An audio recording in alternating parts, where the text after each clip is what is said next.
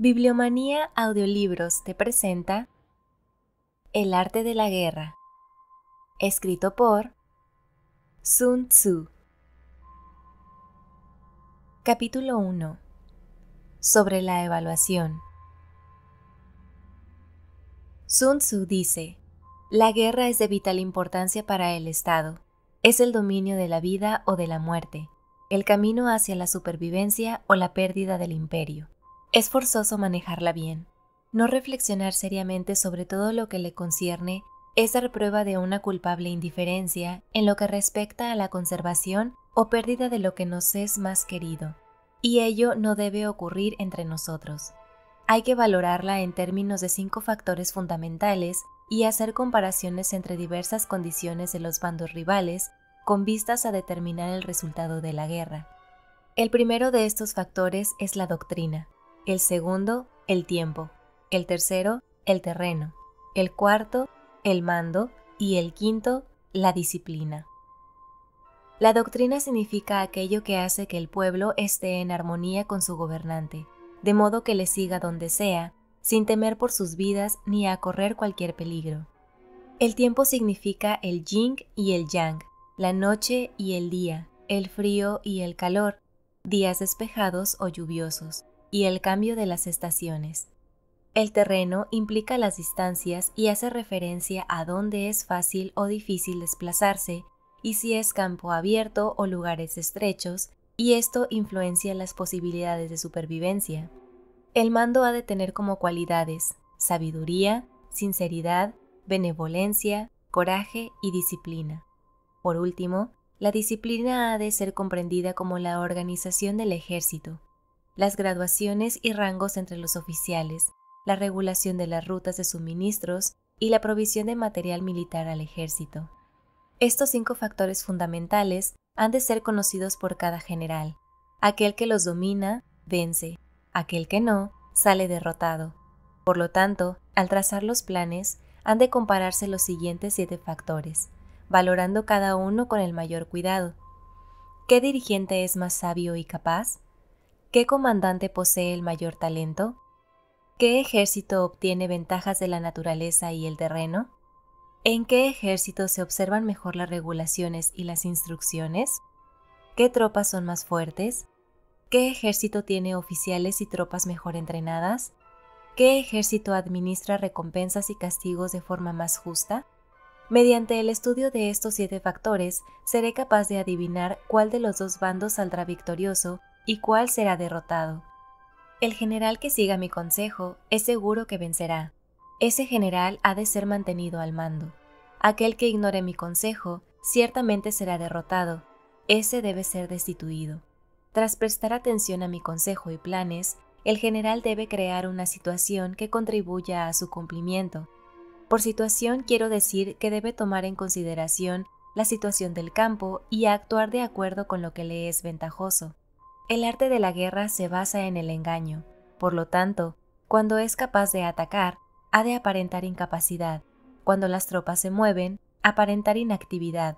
Si está cerca del enemigo, ha de hacerle creer que está lejos. Si está lejos, aparentar que se está cerca. Poner cebos para atraer al enemigo.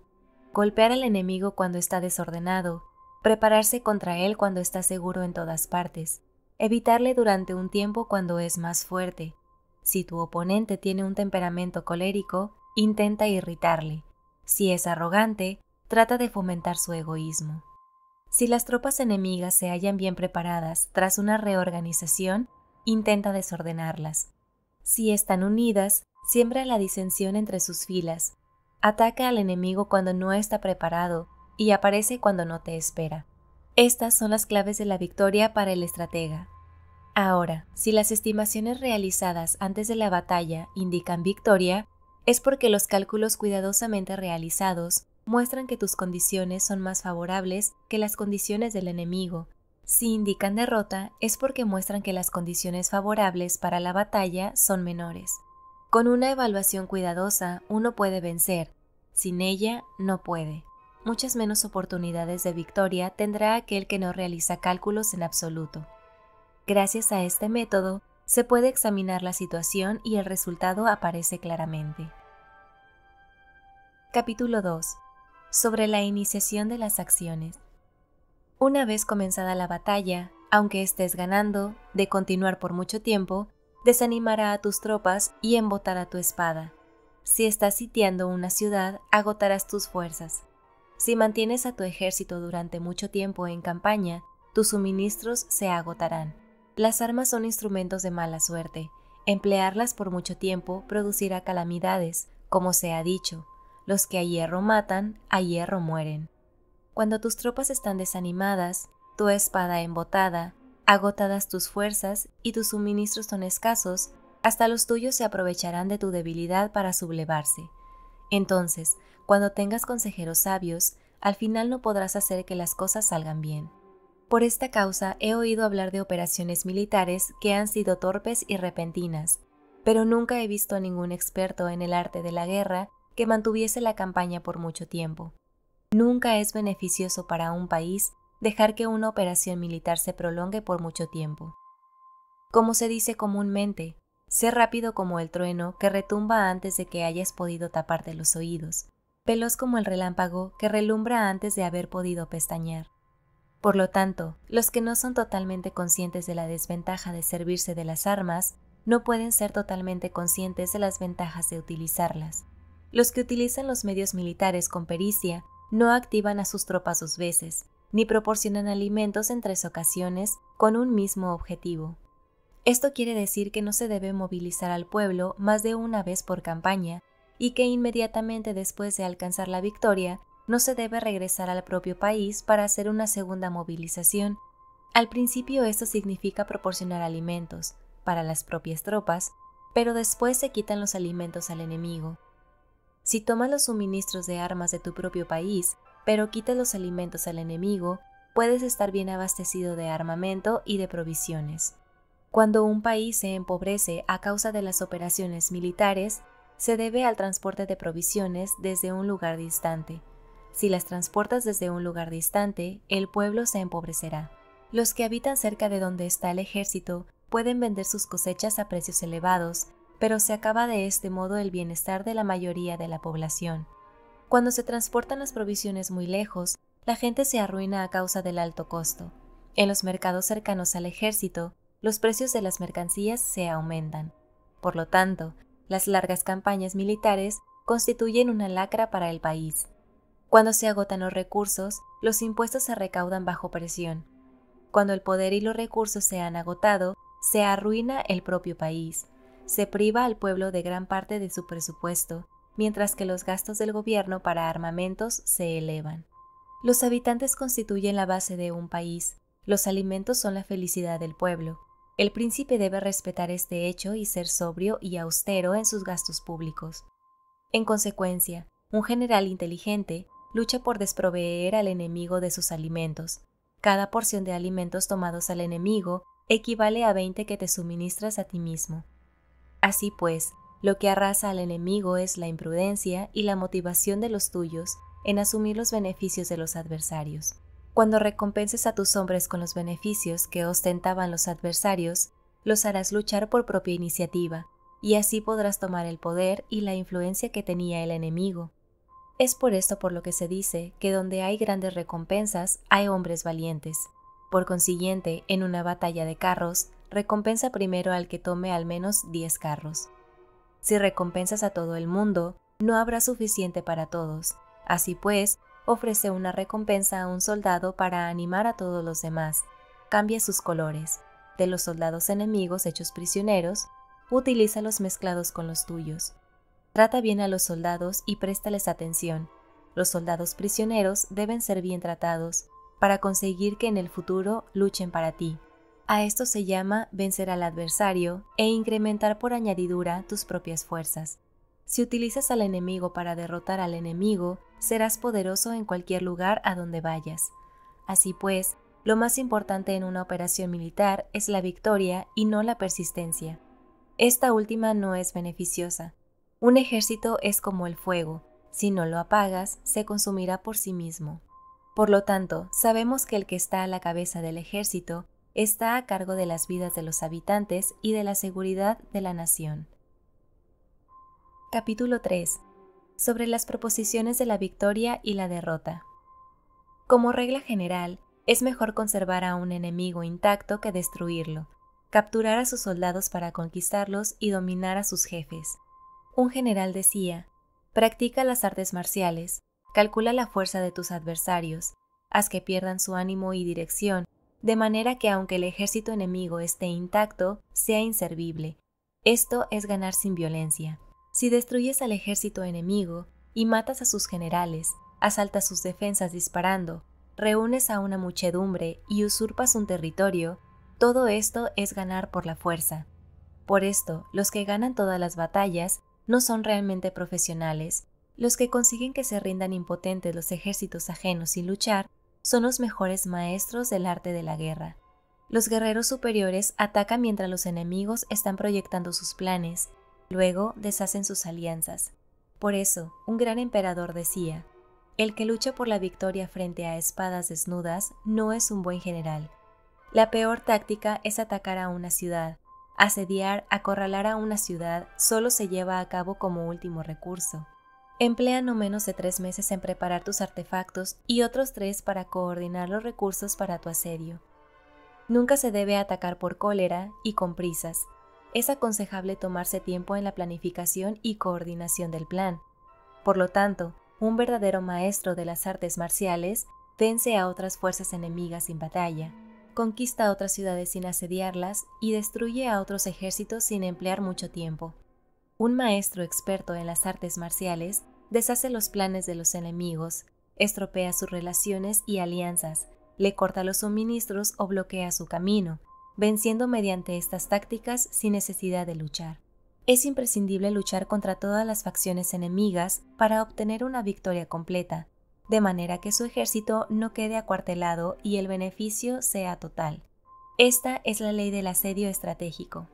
La victoria completa se produce cuando el ejército no lucha, la ciudad no es asediada, la destrucción no se prolonga durante mucho tiempo, y en cada caso el enemigo es vencido por el empleo de la estrategia. Así pues, la regla de la utilización de la fuerza es la siguiente: si tus fuerzas son 10 veces superiores a las del adversario, rodéalo. Si son 5 veces superiores, atácalo.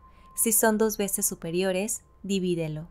Si tus fuerzas son iguales en número, lucha si te es posible. Si tus fuerzas son inferiores, mantente continuamente en guardia, pues el más pequeño fallo te acarrearía las peores consecuencias.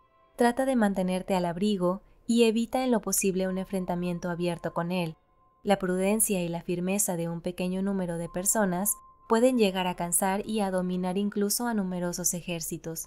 Este consejo se aplica en los casos en que todos los factores son equivalentes. Si tus fuerzas están en orden mientras que las suyas están inmersas en el caos, si tú y tus fuerzas están con ánimo y ellos desmoralizados, entonces, aunque sean más numerosos, puedes entrar en la batalla. Si tus soldados, tus fuerzas, tu estrategia y tu valor son menores que las de tu adversario, entonces debes retirarte y buscar una salida. En consecuencia, si el bando más pequeño es obstinado, cae prisionero del bando más grande. Esto quiere decir que si un pequeño ejército no hace una valoración adecuada de su poder y se atreve a enemistarse con una gran potencia, por mucho que su defensa sea firme, inevitablemente se convertirá en conquistado. Si no puedes ser fuerte, pero tampoco sabes ser débil, serás derrotado. Los generales son servidores del pueblo. Cuando su servicio es completo, el pueblo es fuerte. Cuando su servicio es defectuoso, el pueblo es débil. Así pues, existen 3 maneras en las que un príncipe lleva al ejército al desastre. Cuando un príncipe, ignorando los hechos, ordena avanzar a sus ejércitos o retirarse cuando no deben hacerlo, a esto se le llama inmovilizar al ejército. Cuando un príncipe ignora los asuntos militares, pero comparte en pie de igualdad el mando del ejército, los soldados acaban confusos. Cuando el príncipe ignora cómo llevar a cabo las maniobras militares, pero comparte por igual su dirección, los soldados están vacilantes. Una vez que los ejércitos están confusos y vacilantes, empiezan los problemas procedentes de los adversarios. A esto se le llama perder la victoria por trastornar el aspecto militar. Si intentas utilizar los métodos de un gobierno civil para dirigir una operación militar, La operación será confusa. Triunfan aquellos que saben cuándo luchar y cuándo no, saben discernir cuándo utilizar muchas o pocas tropas. Tienen tropas cuyos rangos superiores e inferiores tienen el mismo objetivo. Se enfrentan con preparativos a enemigos desprevenidos. Tienen generales competentes y no limitados por sus gobiernos civiles. Estas 5 son las maneras de conocer al futuro vencedor.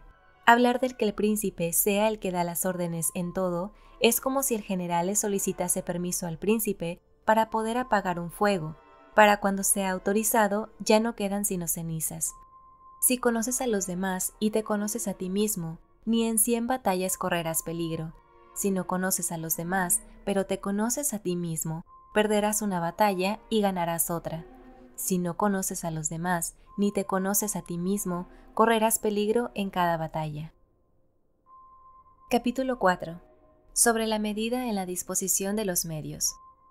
Antiguamente, los guerreros expertos se hacían a sí mismos invencibles en primer lugar y después aguardaban para descubrir la vulnerabilidad de sus adversarios.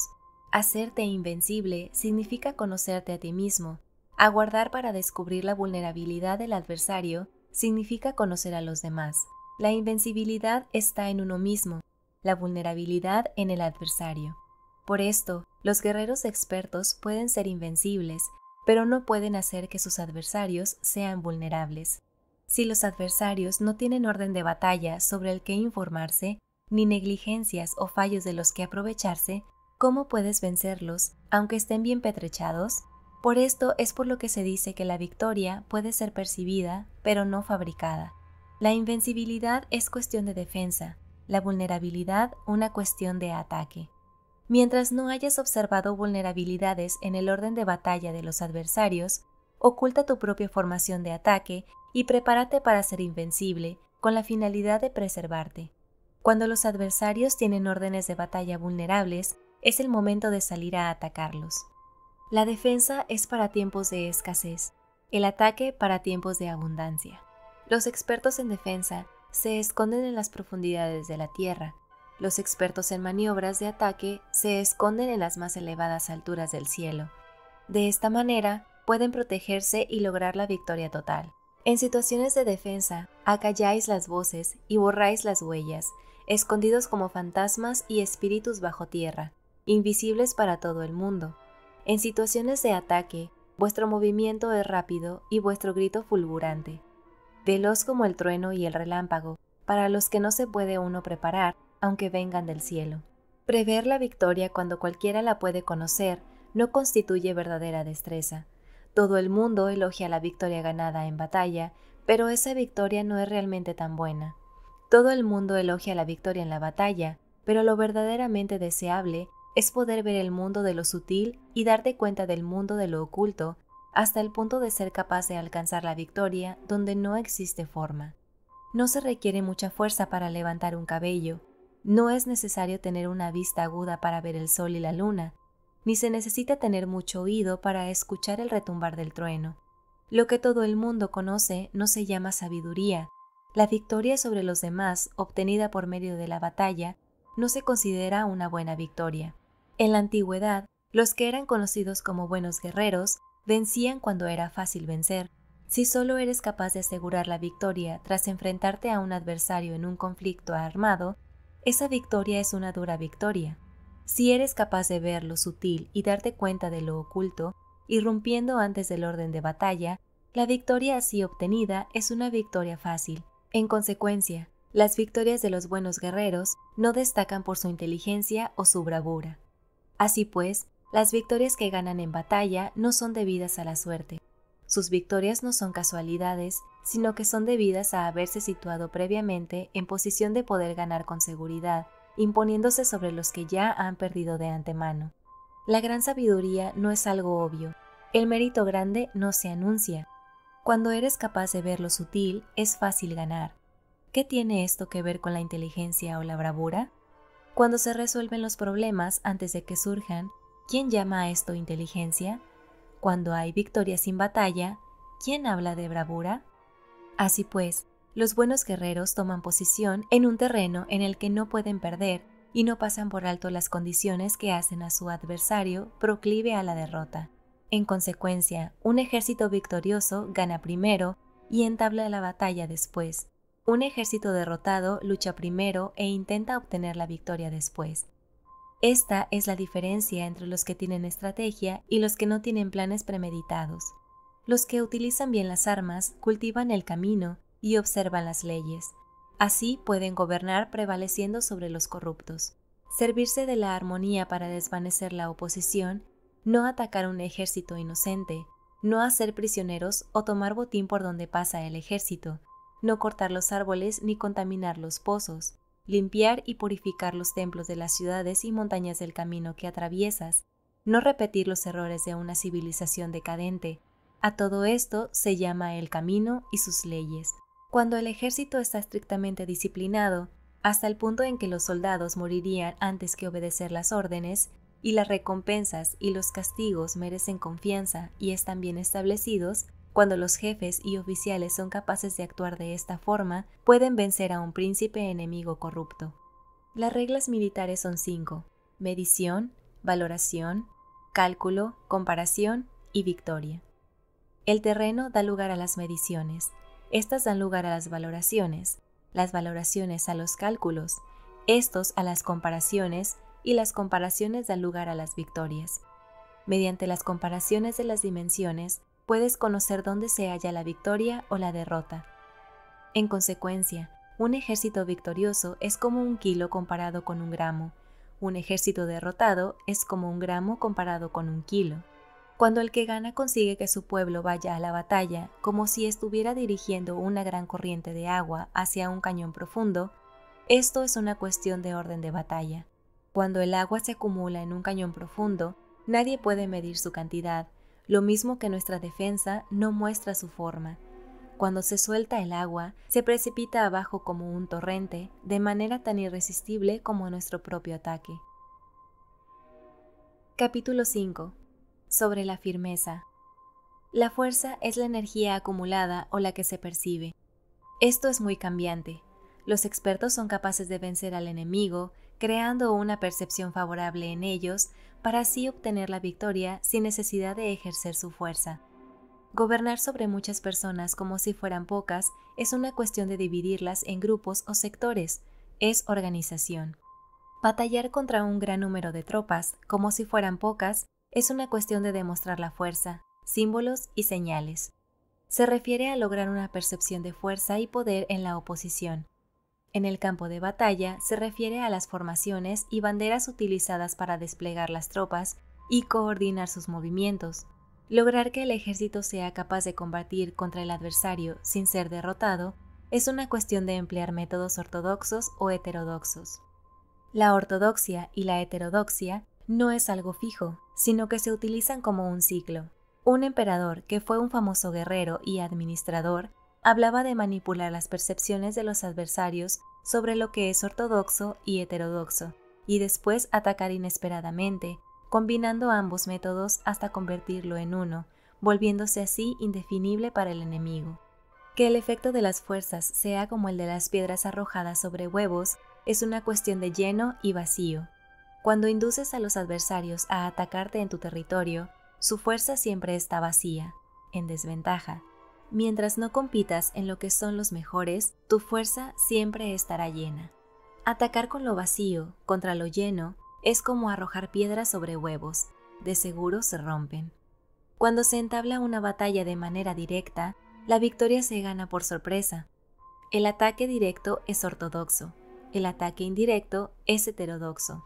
Solo hay dos clases de ataques en la batalla, el extraordinario por sorpresa y el directo ordinario, pero sus variantes son innumerables.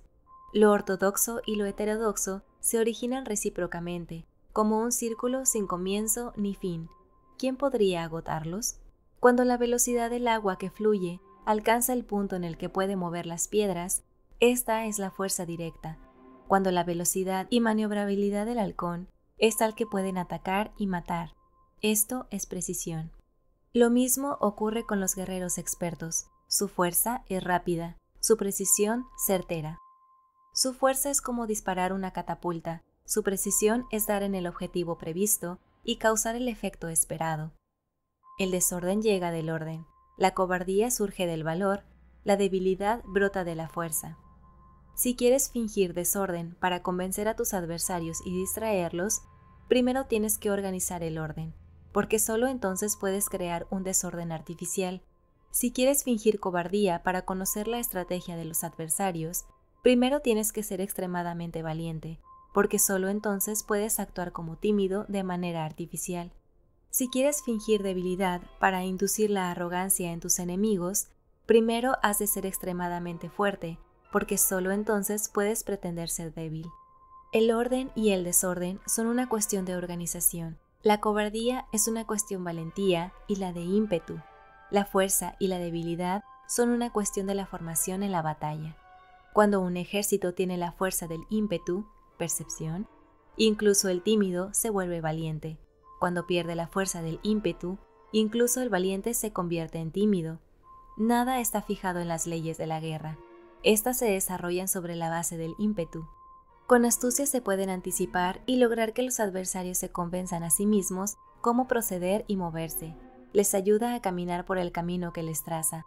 Hace moverse a los enemigos con la perspectiva del triunfo, para que caigan en la emboscada.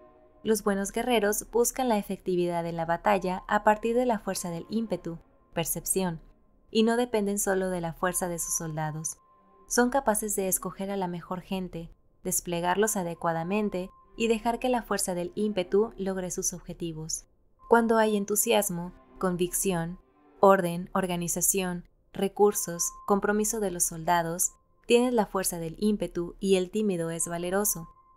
Así es posible asignar a los soldados por sus capacidades, habilidades y encomendarle deberes y responsabilidades adecuadas. El valiente puede luchar, el cuidadoso puede hacer de centinela y el inteligente puede estudiar, analizar y comunicar. Cada cual es útil. Hacer que los soldados luchen, permitiendo que la fuerza del ímpetu haga su trabajo, es como hacer rodar rocas. Las rocas permanecen inmóviles cuando están en un lugar plano, pero ruedan en un plano inclinado. Se quedan fijas cuando son cuadradas, pero giran si son redondas.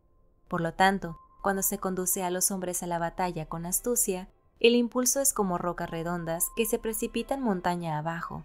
Esta es la fuerza que produce la victoria. Capítulo 6. Sobre lo lleno y lo vacío.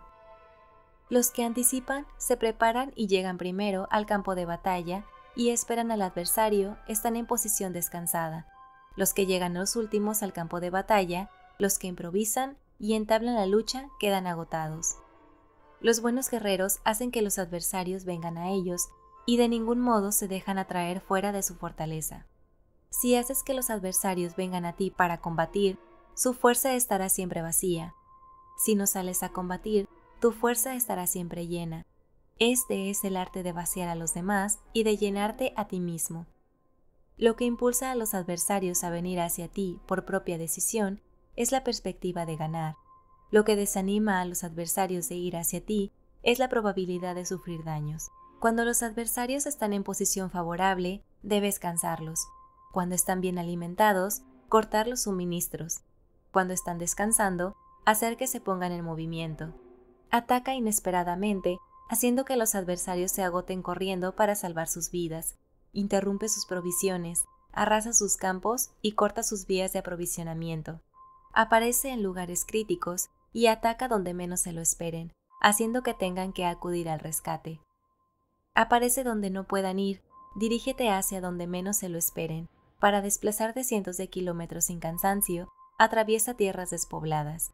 Atacar un espacio abierto no significa solo un espacio en el que el enemigo no tiene defensa.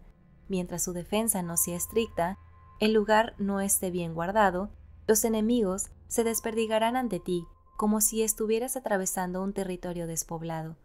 Para tomar infaliblemente lo que atacas, ataca donde no haya defensa.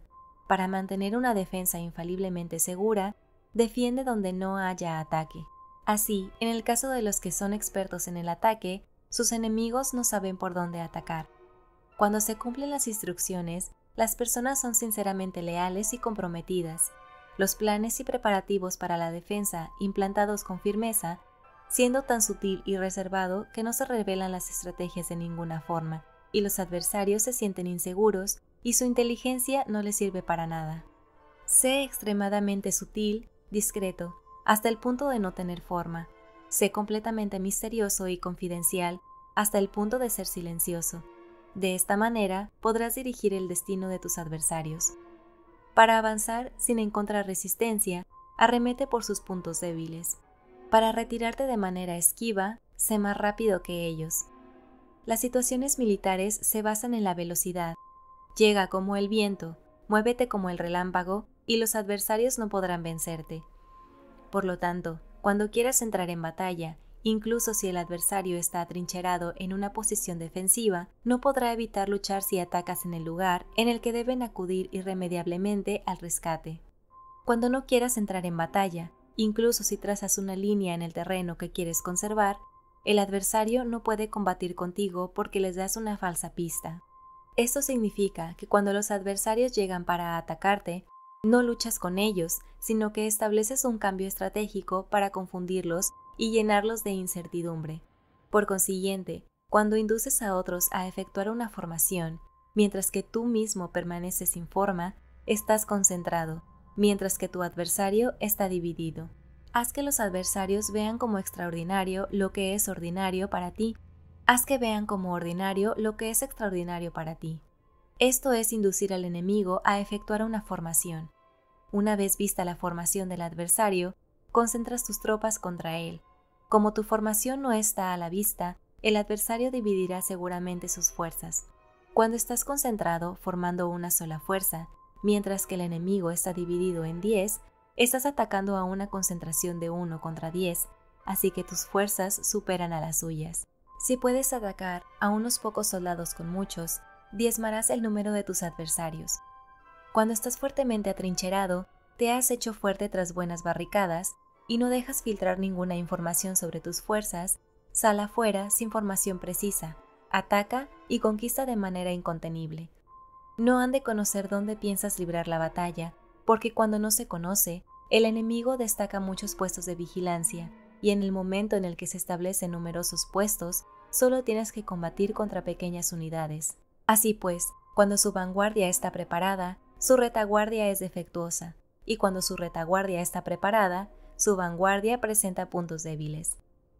Las preparaciones de su ala derecha significarán carencia en su ala izquierda. Las preparaciones por todas partes significarán ser vulnerable por todas partes. Esto significa que cuando las tropas están de guardia en muchos lugares, están forzosamente desperdigadas en pequeñas unidades. Cuando se dispone de pocos soldados, se está a la defensiva contra el adversario, y el que dispone de muchos hace que el enemigo tenga que defenderse.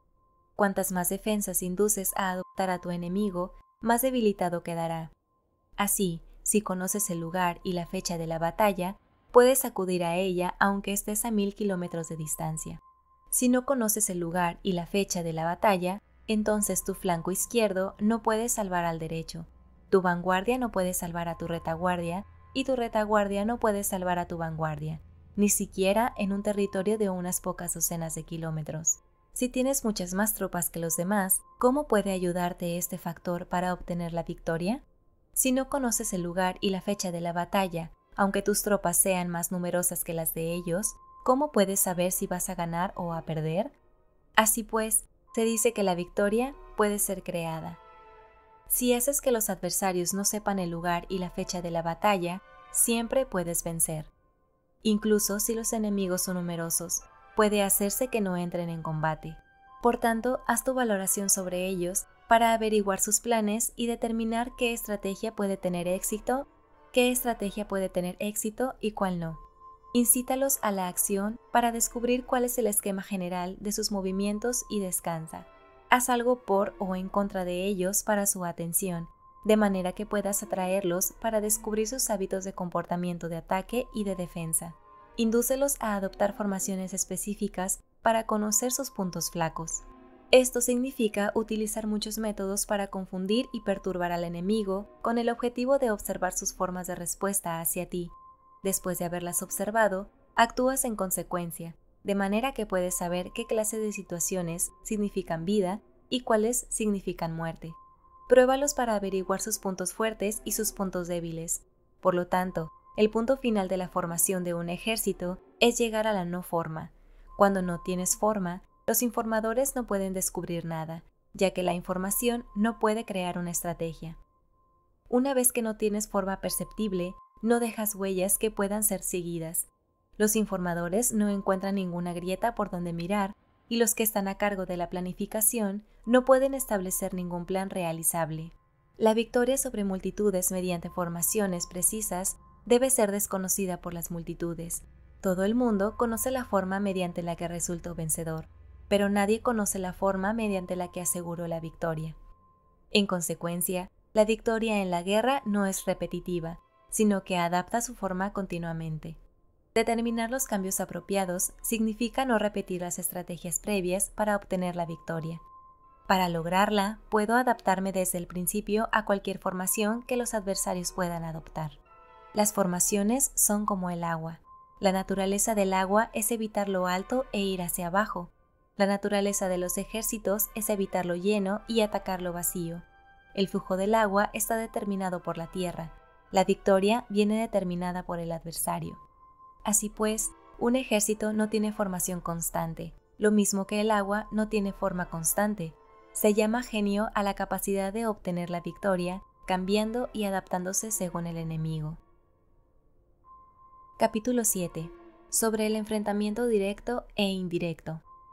La regla ordinaria para el uso del ejército es que el mando del ejército reciba órdenes de las autoridades civiles y después reúne y concentra a las tropas, acuartelándolas juntas.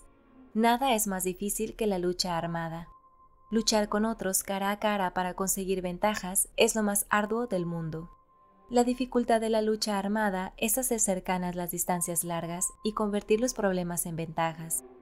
Mientras que das la apariencia de estar muy lejos, empiezas tu camino y llegas antes que el enemigo. Por lo tanto, haces que su ruta sea larga, atrayéndola con la esperanza de ganar.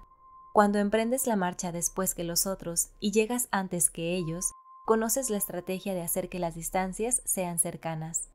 Sírvete de una unidad especial para engañar al enemigo, atrayéndole a una falsa persecución, haciéndole creer que el grueso de tus fuerzas está muy lejos. Entonces, lanzas una fuerza de ataque sorpresa que llega antes, aunque emprendió el camino después. Por consiguiente, la lucha armada puede ser provechosa y puede ser peligrosa. Para el experto es provechosa, para el inexperto, peligrosa. Movilizar a todo el ejército para el combate en aras de obtener alguna ventaja tomaría mucho tiempo, pero combatir por una ventaja con un ejército incompleto tendría como resultado una falta de recursos. Si te movilizas rápidamente y sin parar día y noche, recorriendo el doble de la distancia habitual, y si luchas por obtener alguna ventaja a miles de kilómetros, tus jefes militares serán hechos prisioneros. Los soldados que sean fuertes llegarán allí primero, los más cansados llegarán después, y como regla general, solo lo conseguirá 1 de cada 10. Cuando la ruta es larga, las tropas se cansan. Si han gastado su fuerza en la movilización, llegan agotadas, mientras que sus adversarios están frescos. Así pues, es seguro que serán atacadas. Combatir por una ventaja a 50 kilómetros de distancia frustrará los planes del mando y, como regla general, solo la mitad de los soldados lo harán. Si se combate por obtener una ventaja a 30 kilómetros de distancia, solo 2 de cada 3 soldados lo recorrerán. Así pues, un ejército perece si no está equipado, si no tiene provisiones o si no tiene dinero. Esas 3 cosas son necesarias. No puedes combatir para ganar con un ejército no equipado o sin provisiones, lo que el dinero facilita. Por lo tanto, si ignoras los planes de tus rivales, no puedes hacer alianzas precisas, a menos que conozcas las montañas y los bosques, los desfiladeros y los pasos, y la condición de los pantanos, no puedes maniobrar con una fuerza armada. A menos que utilices guías locales, no puedes aprovecharte de las ventajas del terreno. Solo cuando conoces cada detalle de la condición del terreno, puedes maniobrar y guerrear. Por consiguiente, una fuerza militar se usa según la estrategia prevista, se moviliza mediante la esperanza de recompensa y se adapta mediante la división y la combinación. Una fuerza militar se establece mediante la estrategia en el sentido de que distraes al enemigo para que no pueda conocer cuál es la situación real y no pueda imponer su supremacía. Se moviliza mediante la esperanza de recompensa, en el sentido de que entra en acción cuando ve la posibilidad de obtener una ventaja. Dividir y volver a hacer combinaciones de tropas se hace para confundir al adversario y observar cómo reacciona frente a ti. De esta manera, puedes adaptarte para obtener la victoria. Por eso, cuando una fuerza militar se mueve con rapidez, es como el viento. Cuando va lentamente, es como el bosque. Es voraz como el fuego e inmóvil como las montañas. Es rápida como el viento en el sentido que llega sin avisar y desaparece como el relámpago. Es como un bosque porque tiene un orden. Es voraz como el fuego que devasta una planicie sin dejar tras sí ni una brizna de hierba. Es inmóvil como una montaña cuando se acuartela. Es tan difícil de conocer como la oscuridad. Su movimiento es como un trueno que retumba. Para ocupar un lugar, divide a tus tropas. Para expandir tu territorio, divide los beneficios. La regla general de las operaciones militares es desproveer de alimentos al enemigo todo lo que se pueda. Sin embargo, en localidades donde la gente no tiene mucho, es necesario dividir a las tropas en grupos más pequeños para que puedan tomar en diversas partes lo que necesitan, ya que solo así tendrán suficiente. En cuanto a dividir el botín, significa que es necesario repartirlo entre las tropas para guardar lo que ha sido ganado, no dejando que el enemigo lo recupere. Actúa después de haber hecho una estimación. Gana el que conoce primero la medida de lo que está lejos y lo que está cerca. Esta es la regla general de la lucha armada. El primero que hace el movimiento es el invitado. El último es el anfitrión. El invitado lo tiene difícil. El anfitrión lo tiene fácil. Cerca y lejos significan desplazamiento. El cansancio, el hambre y el frío surgen del desplazamiento. Un antiguo libro que trata de asuntos militares dice: las palabras no son escuchadas, por eso se hacen los símbolos y los tambores. Las banderas y los estandartes se hacen a causa de la ausencia de visibilidad. Símbolos, tambores, banderas y estandartes se utilizan para concentrar y unificar los oídos y los ojos de los soldados. Una vez que están unificados, el valiente no puede actuar solo, ni el tímido puede retirarse solo. Esta es la regla general del empleo de un grupo. Unificar los oídos y los ojos de los soldados significa hacer que miren y escuchen al unísono de manera que no caigan en la confusión y el desorden. Las señales se utilizan para indicar direcciones e impedir que los individuos vayan a donde se les antoje. Así pues, en batallas nocturnas utiliza fuegos y tambores y en batallas diurnas sírvete de banderas y estandartes para manipular los oídos y los ojos de los soldados. Utiliza muchas señales para confundir las percepciones del enemigo y hacerle temer tu temible poder militar. De esta forma, haces desaparecer la energía de sus ejércitos y desmoralizas a sus generales. En primer lugar, haces ser capaz de mantenerte firme en tu propio corazón. Solo entonces puedes desmoralizar a los generales enemigos. Por esto, la tradición afirma que los habitantes de otros tiempos tenían la firmeza para desmoralizar, y la antigua ley de los que conducían carros de combate decían que cuando la mente original es firme, la energía fresca es victoriosa. De este modo, la energía de la mañana está llena de ardor, la del mediodía decae y la energía de la noche se retira. En consecuencia, los expertos en el manejo de las armas prefieren la energía entusiasta, atacan la decadente y la que se bate en retirada. Son ellos los que dominan la energía. Cualquier débil en el mundo se dispone a combatir en un minuto si se siente animado, pero cuando se trata realmente de tomar las armas y de entrar en batalla, es poseído por la energía. Cuando esta energía se desvanece, se detendrá. Estará asustado y se arrepentirá de haber comenzado. La razón por la que esa clase de ejércitos miran por encima del hombro a enemigos fuertes, lo mismo que miran a las doncellas vírgenes, es porque se están aprovechando de su agresividad, estimulada por cualquier causa. Utilizar el orden para enfrentarse al desorden, utilizar la calma para enfrentarse con los que se agitan, esto es dominar el corazón. A menos que tu corazón esté totalmente abierto y tu mente en orden, no puedes esperar ser capaz de adaptarte a responder sin límites, a manejar los acontecimientos de manera infalible, a enfrentarte a dificultades graves e inesperadas sin turbarte, dirigiendo cada cosa sin confusión. Dominar la fuerza es esperar a los que vienen de lejos, aguardar con toda comodidad a los que se han fatigado y con el estómago saciado a los hambrientos. Esto es lo que se quiere decir cuando se habla de atraer a otros hacia donde estás, al tiempo que evitas ser inducido a ir hacia donde están ellos. Evitar la confrontación contra formaciones de combate bien ordenadas y no atacar grandes batallones constituye el dominio de la adaptación. Por tanto, la regla general de las operaciones militares es no enfrentarse a una gran montaña ni oponerse al enemigo de espaldas a ésta. Esto significa que si los adversarios están en un terreno elevado, no debes atacarles cuesta arriba, y que cuando efectúan una carga cuesta abajo, no debes hacerles frente. No persigas a los enemigos cuando finjan una retirada, ni ataques tropas expertas. Si los adversarios huyen de repente antes de agotar su energía, seguramente hay emboscadas esperándote para atacar a tus tropas. En este caso, debes retener a tus oficiales para que no se lancen en su persecución. No consumas la comida de sus soldados. Si el enemigo abandona de repente sus provisiones, estas han de ser probadas antes de ser comidas, por si están envenenadas. No detengas a ningún ejército que esté en camino a su país. Bajo estas circunstancias, un adversario luchará hasta la muerte. Hay que dejarle una salida a un ejército rodeado. Muéstrales una manera de salvar la vida para que no estén dispuestos a luchar hasta la muerte, y así podrás aprovecharte para atacarles. No presiones a un enemigo desesperado. Un animal agotado seguirá luchando, pues esa es la ley de la naturaleza. Estas son las leyes de las operaciones militares. Capítulo 8. Sobre los 9 cambios. Por lo general, las operaciones militares están bajo el mando del gobernante civil para dirigir al ejército. El general no debe levantar su campamento en un territorio difícil. Deja que se establezcan relaciones diplomáticas en las fronteras.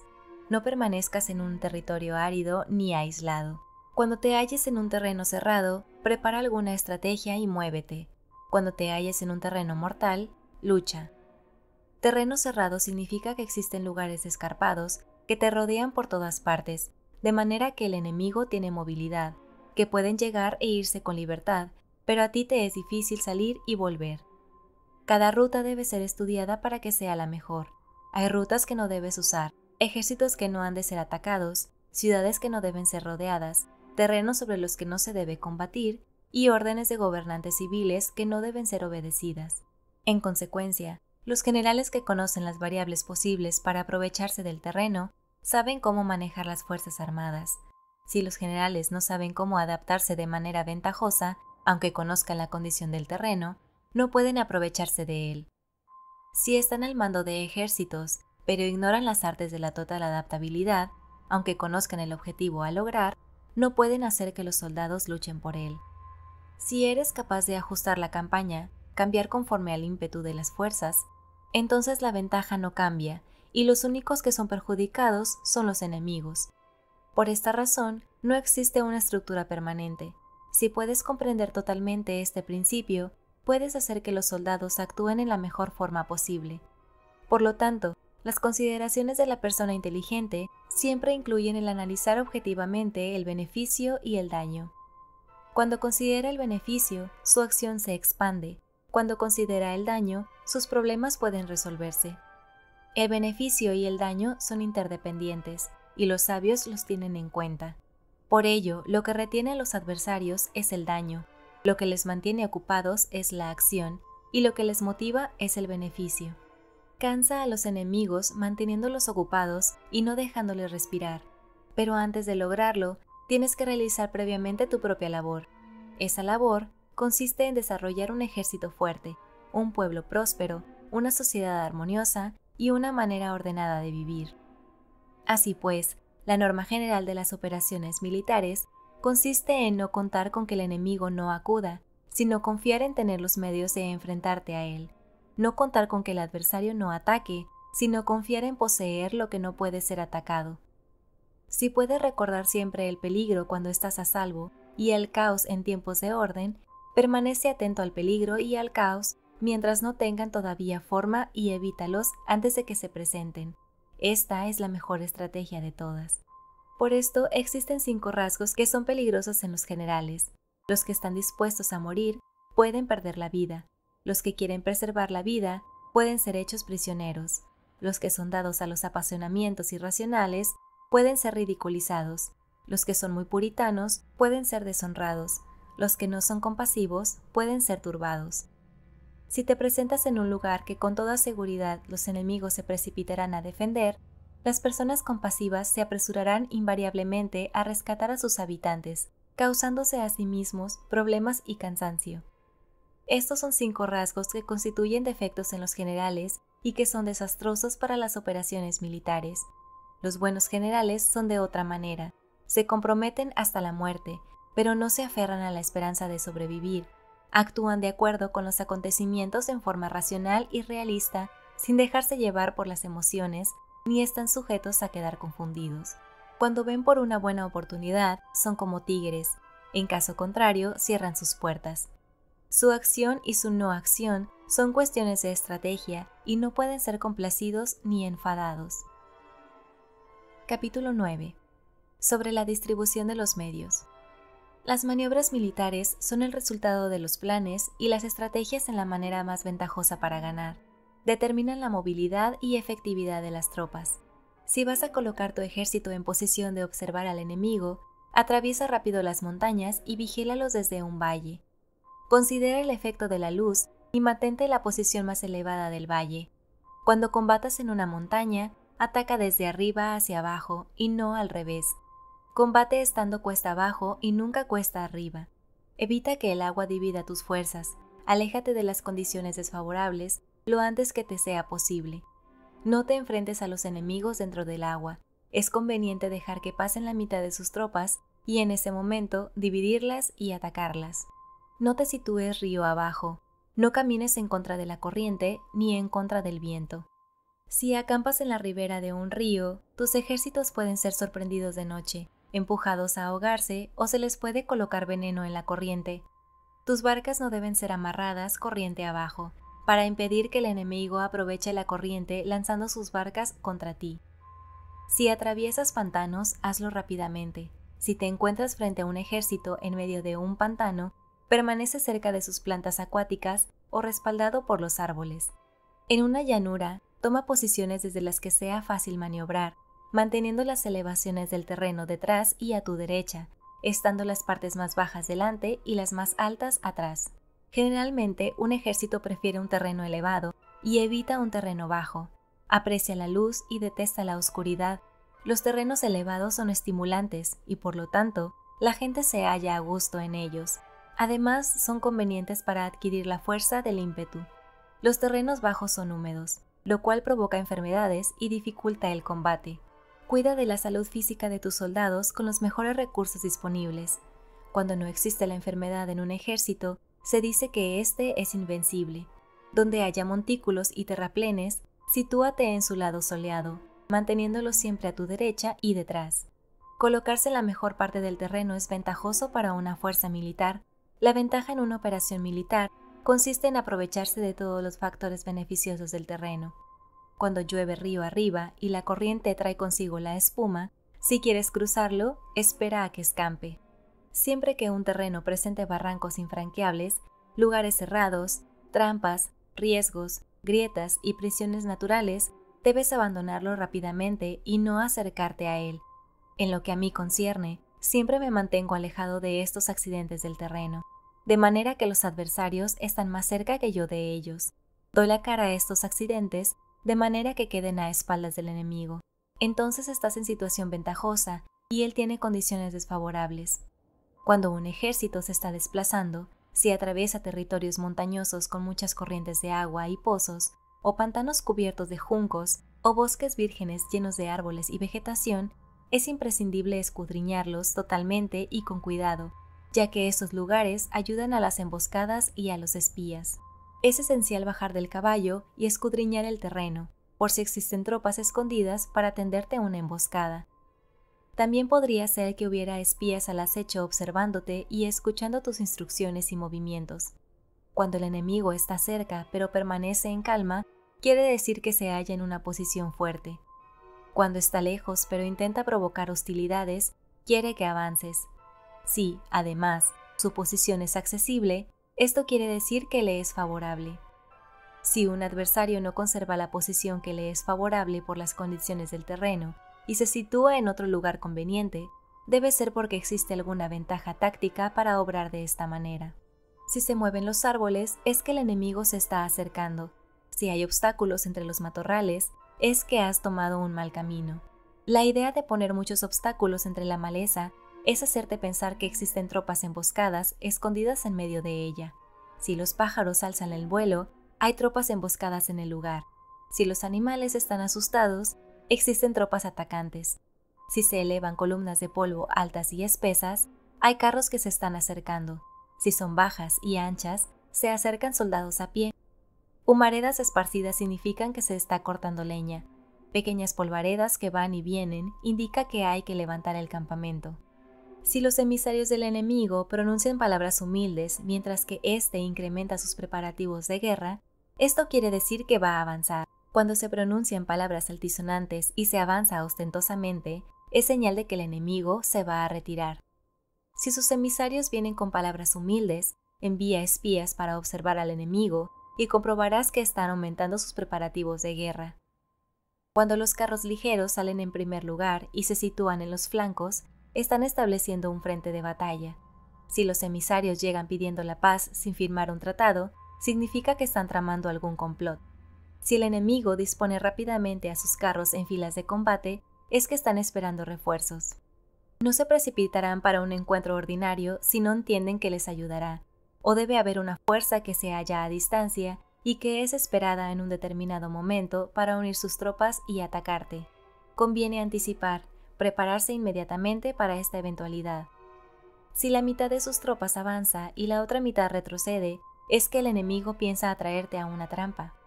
El enemigo está fingiendo en este caso confusión y desorden para incitarte a que avances. Si los soldados enemigos se apoyan unos en otros, es que están hambrientos. Si los aguadores beben en primer lugar, es que las tropas están sedientas. Si el enemigo ve una ventaja pero no la aprovecha, es que está cansado. Si los pájaros se reúnen en el campo enemigo, es que el lugar está vacío. Si hay pájaros sobrevolando una ciudad, el ejército ha huido. Si se producen llamadas nocturnas, es que los soldados enemigos están atemorizados, tienen miedo y están inquietos, y por eso se llaman unos a otros. Si el ejército no tiene disciplina, esto quiere decir que el general no es tomado en serio. Si los estandartes se mueven, es que está sumido en la confusión.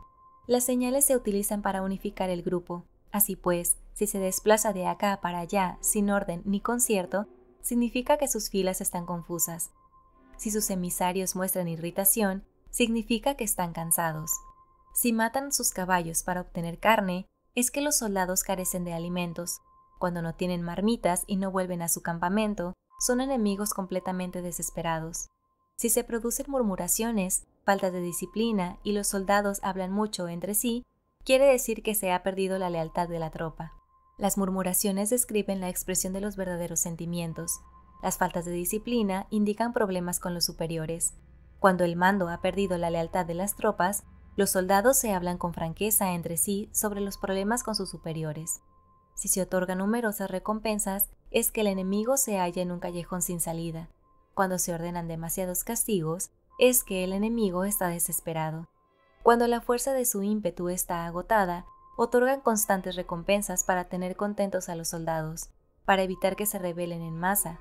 Cuando los soldados están tan agotados que no pueden cumplir las órdenes, son castigados una y otra vez para restablecer la autoridad. Ser violento al principio y terminar después temiendo a los propios soldados es el colmo de la ineptitud. Los emisarios que acuden con actitud conciliatoria indican que el enemigo quiere una tregua. Si las tropas enemigas se enfrentan a ti con ardor, pero demoran el momento de entrar en combate sin abandonar no obstante el terreno, has de observarlos cuidadosamente. Están preparando un ataque por sorpresa. En asuntos militares no es necesariamente más beneficioso ser superior en fuerzas, solo evitar actuar con violencia innecesaria.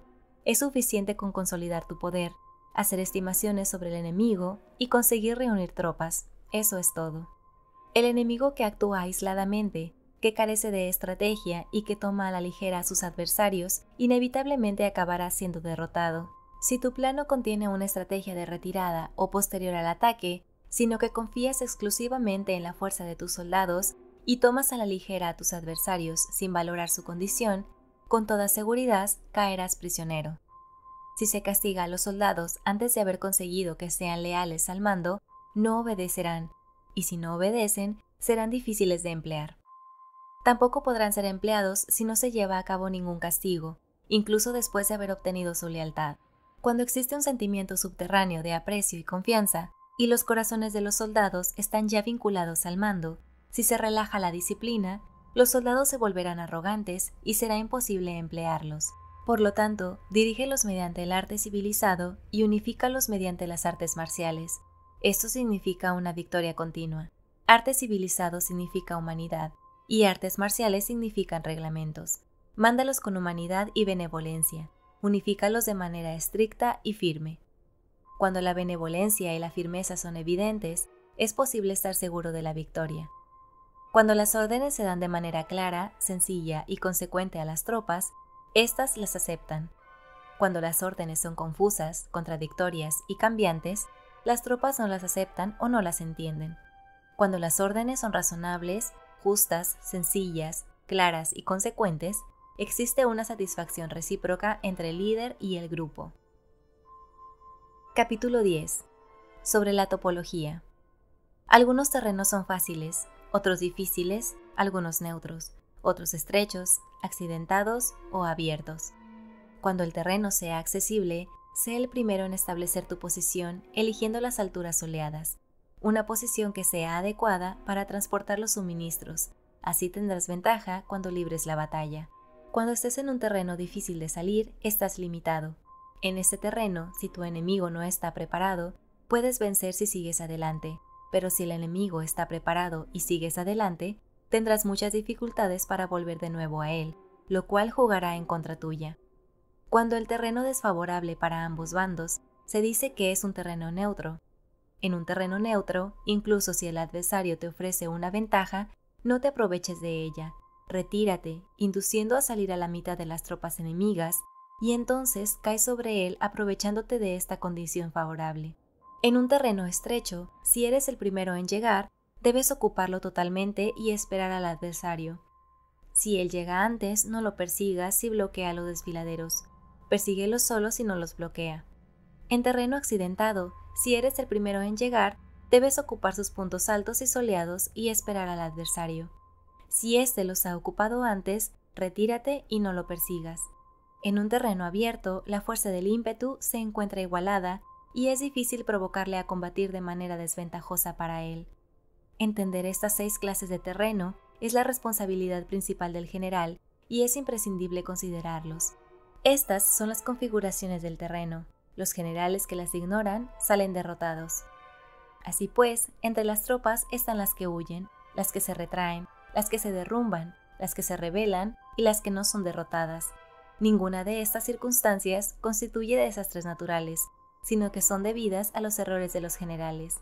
Las tropas que tienen el mismo ímpetu, pero que atacan en proporción de 1 contra 10, salen derrotadas. Los que tienen tropas fuertes, pero cuyos oficiales son débiles, quedan retraídos. Los que tienen soldados débiles al mando de oficiales fuertes se verán en apuros. Cuando los oficiales superiores están encolerizados y son violentos, y se enfrentan al enemigo por su cuenta y por despecho, y cuando los generales ignoran sus capacidades, el ejército se desmoronará. Como norma general, para poder vencer al enemigo, todo el mando militar debe tener una sola intención, y todas las fuerzas militares deben cooperar. Cuando los generales son débiles y carecen de autoridad, cuando las órdenes no son claras, cuando oficiales y soldados no tienen solidez y las formaciones son anárquicas, se produce revuelta. Los generales que son derrotados son aquellos que son incapaces de calibrar a los adversarios, entran en combate con fuerzas superiores en número o mejor equipadas y no seleccionan a sus tropas según los niveles de preparación de las mismas. Si empleas soldados sin seleccionar a los preparados de los no preparados, a los arrojados y a los timoratos, te estás buscando tu propia derrota. Estas son las 6 maneras de ser derrotado. La comprensión de estas situaciones es la responsabilidad suprema de los generales y deben ser consideradas. La primera es no calibrar el número de fuerzas. La segunda, la ausencia de un sistema claro de recompensas y castigos. La tercera, la insuficiencia de entrenamiento. La cuarta es la pasión irracional. La quinta es la ineficiencia de la ley del orden. Y la sexta es el fallo de no seleccionar a los soldados fuertes y resueltos. La configuración del terreno puede ser un apoyo para el ejército. Para los jefes militares, el curso de la acción adecuada es calibrar el adversario para asegurar la victoria y calcular los riesgos y las distancias. Salen vencedores los que libran batallas conociendo estos elementos. Salen derrotados los que luchan ignorándolos. Por lo tanto, cuando las leyes de la guerra señalan una victoria segura, es claramente apropiado entablar batalla, incluso si el gobierno ha dado órdenes de no atacar. Si las leyes de la guerra no indican una victoria segura, es adecuado no entrar en batalla, aunque el gobierno haya dado la orden de atacar. De este modo se avanza sin pretender la gloria, se ordena la retirada sin evitar la responsabilidad, con el único propósito de proteger a la población y en beneficio también del gobierno. Así se rinde un servicio valioso a la nación. Avanzar y retirarse en contra de las órdenes del gobierno no se hace por interés personal, sino para salvaguardar las vidas de la población y en auténtico beneficio del gobierno. Servidores de esa talla son muy útiles para un pueblo. Mira por tus soldados como miras por un recién nacido. Así estarán dispuestos a seguirte hasta los valles más profundos. Cuida de tus soldados como cuidas de tus queridos hijos y morirán gustosamente contigo. Pero si eres tan amable con ellos que no los puedes utilizar, si eres tan indulgente que no les puedes dar órdenes, tan informal que no puedes disciplinarlos, tus soldados serán como niños mimados y, por lo tanto, inservibles. Las recompensas no deben utilizarse solas, ni deben confiarse solamente en los castigos. En caso contrario, las tropas, como niños mimosos, se acostumbran a disfrutar o a quedar resentidas por todo. Esto es dañino y los vuelve inservibles. Si sabes que tus soldados son capaces de atacar, pero ignoras si el enemigo es invulnerable a un ataque, tienes solo la mitad de posibilidades de ganar. Si sabes que tu enemigo es vulnerable a un ataque, pero ignoras si tus soldados son capaces de atacar, solo tienes la mitad de posibilidades de ganar. Si sabes que el enemigo es vulnerable a un ataque y tus soldados pueden llevarlo a cabo, pero ignoras si la condición del terreno es favorable para la batalla, tienes la mitad de probabilidades de vencer. Por lo tanto, los que conocen las artes marciales no pierden el tiempo cuando efectúan sus movimientos, ni se agotan cuando atacan. Debido a esto, se dice que cuando te conoces a ti mismo y conoces a los demás, la victoria no es un peligro. Cuando conoces el cielo y la tierra, la victoria es inagotable. Capítulo 11. Sobre las 9 clases de terreno. Conforme a las leyes de las operaciones militares, existen 9 clases de terreno. Si intereses locales luchan entre sí en su propio territorio, a este se le llama terreno de dispersión. Cuando los soldados están apegados a su casa y combaten cerca de su hogar, pueden ser dispersados con facilidad. Cuando penetras en un territorio ajeno, pero no lo haces en profundidad, a este se le llama territorio ligero. Eso significa que los soldados pueden regresar fácilmente. El territorio que puede resultarte ventajoso, si lo tomas, y ventajoso al enemigo, si es él quien lo conquista, se llama terreno clave. Un terreno de lucha inevitable es cualquier enclave defensivo o paso estratégico. Un territorio igualmente accesible para ti y para los demás se llama terreno de comunicación. El territorio que está rodeado por 3 territorios rivales y es el primero en proporcionar libre acceso a él a todo el mundo, se llama terreno de intersección. El terreno de intersección es aquel en el que convergen las principales vías de comunicación uniéndolas entre sí. Sé el primero en ocuparlo y la gente tendrá que ponerse de tu lado. Si lo obtienes, te encuentras seguro. Si lo pierdes, corres peligro. Cuando penetras en profundidad en un territorio ajeno y dejas detrás muchas ciudades y pueblos, a este terreno se le llama difícil. Es un terreno del que es difícil regresar. Cuando atraviesas montañas boscosas, desfiladeros abruptos u otros accidentes difíciles de atravesar, a esto se le llama terreno desfavorable. Cuando el acceso es estrecho y la salida es tortuosa, de manera que una pequeña unidad enemiga puede atacarte aunque tus tropas sean más numerosas, a este se le llama terreno cercado. Si eres capaz de una gran adaptación, puedes atravesar ese territorio. Si solo puedes sobrevivir en un territorio luchando con rapidez y si es fácil morir si no lo haces, a este se le llama terreno mortal. Las tropas que se encuentran en un territorio mortal están en la misma situación que si se encontraron en una barca que se hunde o en una casa ardiendo. Así pues, No combatas en un terreno de dispersión, no te detengas en un terreno ligero, no ataques en un terreno clave, ocupado por el enemigo, no dejes que tus tropas sean divididas en un terreno de comunicación. En terrenos de intersección, establece comunicaciones. En terrenos difíciles, entra aprovisionado. En terrenos desfavorables, continúa marchando. En terrenos cercados, haz planes. En terrenos mortales, lucha. En un terreno de dispersión, los soldados pueden huir. Un terreno ligero es cuando los soldados han penetrado en territorio enemigo, pero todavía no tienen las espaldas cubiertas. Por eso, sus mentes no están realmente concentradas y no están listos para la batalla. No es ventajoso atacar al enemigo en un terreno clave. Lo que es ventajoso es llegar primero a él. No deben permitirse que quede aislado el terreno de comunicación para poder servirse de las rutas de suministros. En terrenos de intersección estarás a salvo si estableces alianzas. Si las pierdes, te encontrarás en peligro. En terrenos difíciles, entrar aprovisionado significa reunir todo lo necesario para estar allí mucho tiempo. En terrenos desfavorables, ya que no puedes atrincherarte en ello, debes apresurarte a salir. En terrenos cercados, introduce tácticas sorpresivas. Si las tropas caen en un terreno mortal, todo el mundo luchará de manera espontánea. Por esto se dice, sitúa a las tropas en un terreno mortal y sobrevivirán. Los que eran antes considerados como expertos en el arte de la guerra eran capaces de hacer que el enemigo perdiera contacto entre su vanguardia y su retaguardia. La confianza entre las grandes y las pequeñas unidades, el interés recíproco por el bienestar de los diferentes rangos, el apoyo mutuo entre gobernantes y gobernados, el aislamiento de soldados y la coherencia de sus ejércitos. Estos expertos entraban en acción cuando les era ventajoso y se retenían en caso contrario. Introducían cambios para confundir al enemigo, atacándolos aquí y allá, aterrorizándolos y sembrando en ellos la confusión, de tal manera que no les daban tiempo para hacer planes. Se podría preguntar cómo enfrentarse a fuerzas enemigas numerosas y bien organizadas que se dirigen hacia ti. La respuesta es quitarles en primer lugar algo que aprecien y después te escucharán. La rapidez de acción es el factor esencial de la condición de la fuerza militar, aprovechándose de los errores de los adversarios, desplazándose por caminos que no esperan y atacando cuando no están en guardia. Esto significa que para aprovecharse de la falta de preparación, de visión y de cautela de los adversarios, es necesario actuar con rapidez, y que si dudas, esos errores no te servirán de nada. En una invasión, por regla general, cuanto más se adentran los invasores en el territorio ajeno, más fuertes se hacen, hasta el punto de que el gobierno nativo no puede ya expulsarlos. Escoge campos fértiles y las tropas tendrán suficiente para comer. Cuida de su salud y evita el cansancio. Consolida su energía, aumenta su fuerza. Que los movimientos de tus tropas y la preparación de tus planes sean insondables. Consolida la energía más entusiasta de tus tropas. Ahorra las fuerzas sobrantes. Mantén en secreto tus formaciones y tus planes, permaneciendo insondable para los enemigos, y espera que se produzca un punto vulnerable para avanzar.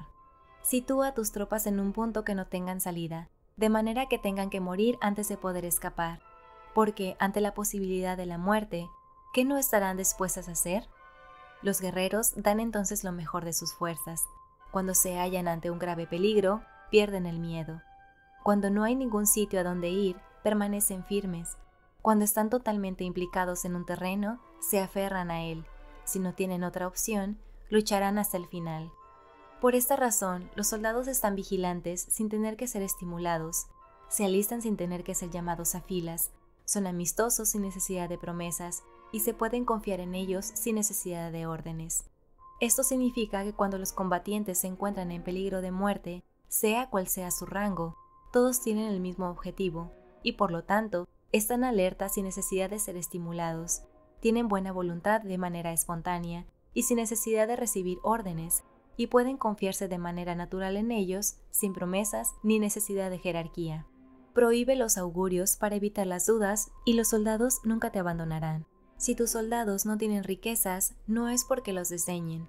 Si no tienen más longevidad, no es porque no quieran vivir más tiempo. El día en que se da la orden de marcha, los soldados lloran. Así pues, una operación militar preparada con pericia debe ser como una serpiente veloz que contraataca con su cola cuando alguien le ataca por la cabeza. contraataca con la cabeza cuando alguien le ataca por la cola y contraataca con cabeza y cola cuando alguien le ataca por el medio. Esta imagen representa el método de una línea de batalla que responde velozmente cuando es atacada. Un manual de 8 formaciones clásicas de batalla dice: haz del frente la retaguardia, haz de la retaguardia el frente, con 4 cabezas y 8 colas. Haz que la cabeza esté en todas partes, y cuando el enemigo arremeta por el centro, cabeza y cola acudirán al rescate. Pueden preguntarse la cuestión de si es posible hacer que una fuerza militar sea como una serpiente rápida. La respuesta es afirmativa. Incluso las personas que se tienen antipatía, encontrándose en el mismo barco, se ayudarán entre sí en caso de peligro de zozobrar. Es la fuerza de la situación la que hace que esto suceda. Por esto, no basta con depositar la confianza en caballos atados y ruedas fijadas. Se atan los caballos para formar una línea de combate estable y se fijan las ruedas para hacer que los carros no se puedan mover. Pero aún así, esto no es suficientemente seguro ni se puede confiar en ello. Es necesario permitir que haya variantes a los cambios que se hacen poniendo a los soldados en situaciones mortales, de manera que combatan de forma espontánea y se ayuden unos a otros codo con codo. Este es el camino de la seguridad y de la obtención de una victoria cierta. La mejor organización es hacer que se exprese el valor y mantenerlo constante. Tener éxito, tanto con tropas débiles como con tropas aguerridas, se basa en la configuración de las circunstancias. Si obtienes la ventaja del terreno, puedes vencer a los adversarios incluso con tropas ligeras y débiles. ¿Cuánto más te sería posible si tienes tropas poderosas y aguerridas? Lo que hace posible la victoria a ambas clases de tropas es las circunstancias del terreno. Por lo tanto, los expertos en operaciones militares logran la cooperación de la tropa de tal manera que dirigir a un grupo es como dirigir a un solo individuo que no tiene más que una sola opción. Corresponde al general ser tranquilo, reservado, justo y metódico. Sus planes son tranquilos y absolutamente secretos para que nadie pueda descubrirlos. Su mando es justo y metódico, así que nadie se atreve a tomarlo a la ligera. Puede mantener a sus soldados sin información y en completa ignorancia de sus planes. Cambia sus acciones y revisa sus planes, de manera que nadie pueda reconocerlos. Cambia de lugar su emplazamiento y se desplaza por caminos sinuosos, de manera que nadie pueda anticiparse. Puedes ganar cuando nadie puede entender en ningún momento cuáles son tus intenciones. Dice un gran hombre: el principal engaño que se valora en las operaciones militares no se dirige solo a los enemigos, sino que empieza por las propias tropas, para hacer que le sigan a uno sin saber a dónde van. Cuando un general fija una meta a sus tropas, es como el que sube a un lugar elevado y después retira la escalera. Cuando un general se adentra muy en el interior del territorio enemigo, está poniendo a prueba todo su potencial. Ha hecho quemar las naves a sus tropas y destruir sus casas. Así las conduce como un rebaño y todos ignoran hacia dónde se encaminan. Incumbe a los generales reunir a los ejércitos y ponerlos en situaciones peligrosas. También han de examinar las adaptaciones a los diferentes terrenos, las ventajas de concentrarse o dispersarse y las pautas de los sentimientos y situaciones humanas. Cuando se habla de ventajas y desventajas de la concentración y de la dispersión, quiere decir que las pautas de los comportamientos humanos cambian según los diferentes tipos de terreno. En general, la pauta general de los invasores es unirse cuando están en el corazón del territorio enemigo, pero tienden a dispersarse cuando están en las franjas fronterizas. Cuando dejas tu territorio y atraviesas la frontera en una operación militar, te hallas en un terreno aislado. Cuando es accesible desde todos los puntos, es un terreno de comunicación. Cuando te adentras en profundidad, estás en un terreno difícil. Cuando penetras poco, estás en un terreno ligero. Cuando a tus espaldas se hallan espesuras infranqueables y delante pasajes estrechos, estás en un terreno cercado. Cuando no haya ningún sitio a donde ir, se trata de un terreno mortal. Así pues, en un terreno de dispersión, yo unificaría las mentes de los soldados. En un terreno ligero, las mantendría en contacto. En un terreno clave, les haría apresurarse para tomarlo. En un terreno de intersección, prestaría atención a la defensa. En un terreno de comunicación, establecería sólidas alianzas. En un terreno difícil, aseguraría suministros continuados. En un terreno desfavorable, urgiría a mis tropas a salir rápidamente de él. En un terreno cercado, cerraría las entradas. En un terreno mortal, indicaría a mis tropas que no existe ninguna posibilidad de sobrevivir. Por esto, la psicología de los soldados consiste en resistir cuando se ven rodeados, luchar cuando no se puede evitar y obedecer en casos extremos. Hasta que los soldados no se ven rodeados, no tienen la determinación de resistir al enemigo hasta alcanzar la victoria. Cuando están desesperados, presentan una defensa unificada. Por ello, los que ignoran los planes enemigos no pueden preparar alianzas. Los que ignoran las circunstancias del terreno no pueden hacer maniobrar a sus fuerzas. Los que no utilizan guías locales no pueden aprovecharse del terreno. Los militares de un gobierno eficaz deben conocer todos estos factores. Cuando el ejército de un gobierno eficaz ataca a un gran territorio, el pueblo no se puede unir. Cuando su poder sobrepasa a los adversarios, es imposible hacer alianzas. Si puedes averiguar los planes de tus adversarios, aprovéchate del terreno y haz maniobrar al enemigo de manera que se encuentre indefenso.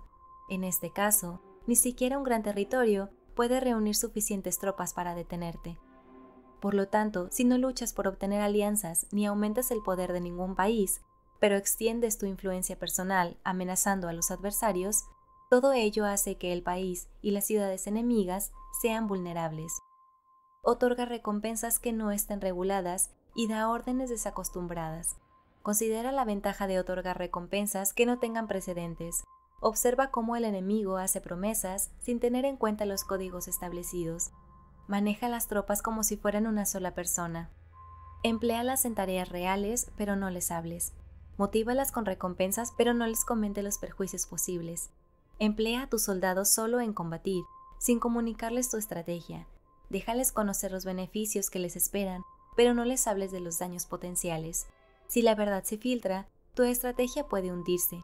Si los soldados empiezan a preocuparse, se volverán vacilantes y temerosos.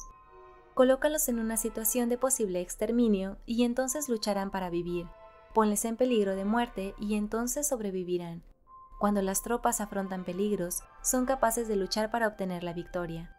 Así pues, la tarea de una operación militar es fingir acomodarse a las intenciones del enemigo. Si te concentras totalmente en este, puedes matar a su general aunque estés a kilómetros de distancia. A eso se llama cumplir el objetivo con pericia. Al principio te acomodas a sus intenciones, después matas a sus generales. Esta es la pericia en el cumplimiento del objetivo. Así, el día en que se declara la guerra, se cierran las fronteras, se rompen los salvoconductos y se impide el paso de emisarios. Los asuntos se deciden rigurosamente desde que se comienza a planificar y establecer la estrategia desde la casa o cuartel general. El rigor de los cuarteles generales, en la fase de planificación, se refiere al mantenimiento del secreto. Cuando el enemigo ofrece oportunidades, aprovéchalas inmediatamente. Entérate primero de lo que pretende y después anticípate a él. Mantén la disciplina y adáptate al enemigo para determinar el resultado de la guerra. Así, al principio eres como una doncella y el enemigo abre sus puertas. Entonces, tú eres como una liebre suelta y el enemigo no podrá expulsarte.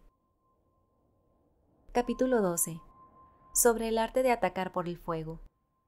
Existen 5 clases de ataques mediante el fuego: quemar a las personas, quemar los suministros, quemar el equipo, quemar los almacenes y quemar las armas.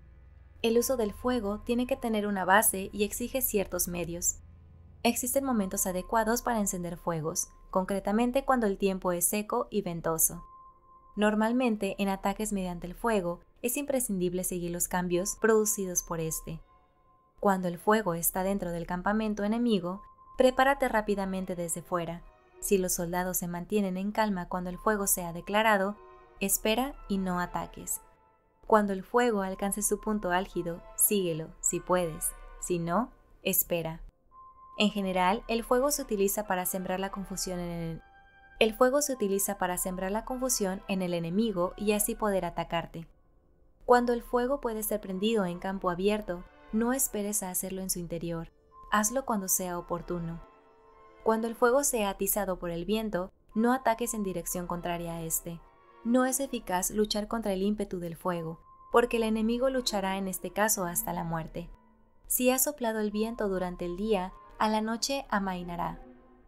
Un viento diurno cesará al anochecer, un viento nocturno cesará al amanecer. Los ejércitos han de saber que existen variantes de las 5 clases de ataques mediante el fuego y adaptarse a estas de manera racional. No basta saber cómo atacar a los demás con el fuego, es necesario saber cómo impedir que los demás te ataquen a ti.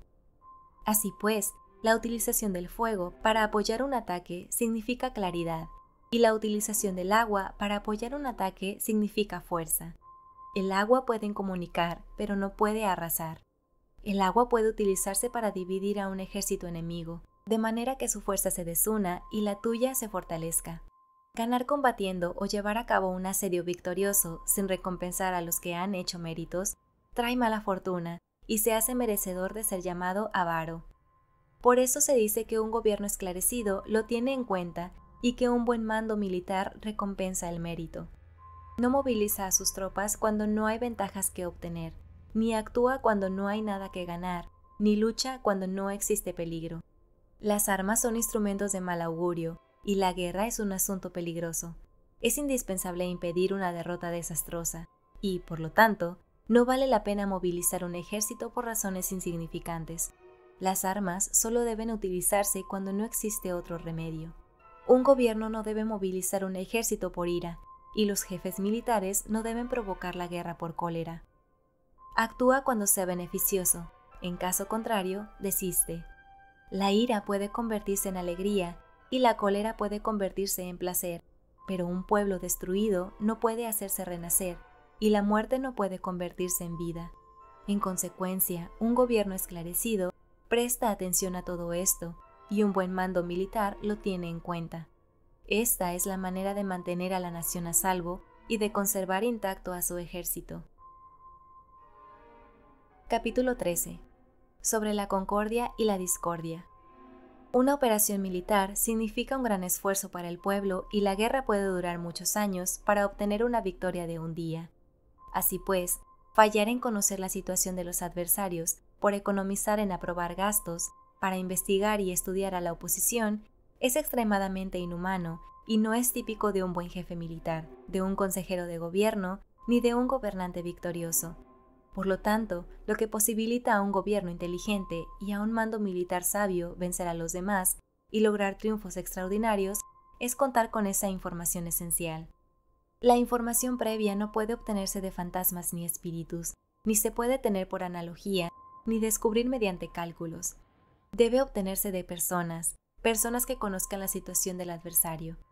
Existen 5 clases de espías: el espía nativo, el espía interno, el doble agente, el espía liquidable y el espía flotante. Cuando están activos todos ellos, nadie conoce sus rutas. A eso se le llama genio organizativo y se aplica al gobernante. Los espías nativos se contratan entre los habitantes de una localidad. Los espías internos se contratan entre los funcionarios enemigos. Los agentes dobles se contratan entre los espías enemigos. Los espías liquidables transmiten falsos datos a los espías enemigos. Los espías flotantes vuelven para traer sus informes. Entre los funcionarios del régimen enemigo se hallan aquellos con los que se puede establecer contacto y a los que se puede sobornar para averiguar la situación de su país y descubrir cualquier plan que se trame contra ti. También pueden ser utilizados para crear desavenencias y desarmonía. En consecuencia, nadie en las Fuerzas Armadas es tratado con tanta familiaridad como los espías, ni a nadie se le otorgan recompensas tan grandes como a ellos, ni hay asunto más secreto que el espionaje. Si no se trata bien a los espías, pueden convertirse en renegados y trabajar para el enemigo. No se puede utilizar a los espías sin sagacidad y conocimiento. No puede uno servirse de espías sin humanidad y justicia. No se puede obtener la verdad de los espías sin sutileza. Ciertamente es un asunto muy delicado. Los espías son útiles en todas partes. Cada asunto requiere un conocimiento previo. Si algún asunto de espionaje es divulgado antes de que el espía haya informado, este y el que lo haya divulgado deben eliminarse.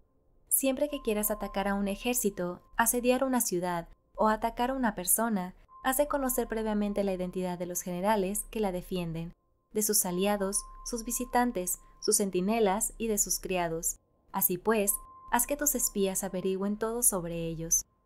Siempre que vayas a atacar y a combatir, debes conocer primero los talentos de los servidores del enemigo, y así puedes enfrentarte a ellos según sus capacidades. Debes buscar a agentes enemigos que hayan venido a espiarte, sobornarlos e inducirlos a pasarse a tu lado para poder utilizarlos como agentes dobles. Con la información obtenida de esta manera, puedes encontrar espías nativos y espías internos para contratarlos. Con la información obtenida de estos puedes fabricar información falsa, sirviéndote de espías liquidables. Con la información así obtenida, puedes hacer que los espías flotantes actúen según los planes previstos. Es esencial para un gobernante conocer las 5 clases de espionaje, y este conocimiento depende de los agentes dobles.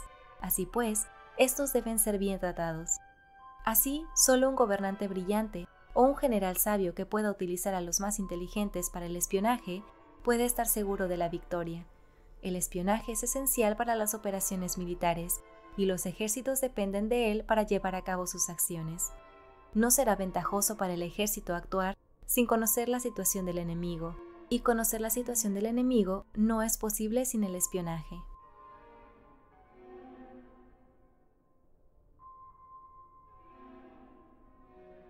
Si te ha gustado esta narración, suscríbete a este canal, regálanos un like y comenta. También puedes formar parte en nuestra página oficial de Facebook. Nos encuentras como Bibliomanía Audiolibros. Hasta la próxima, lectores.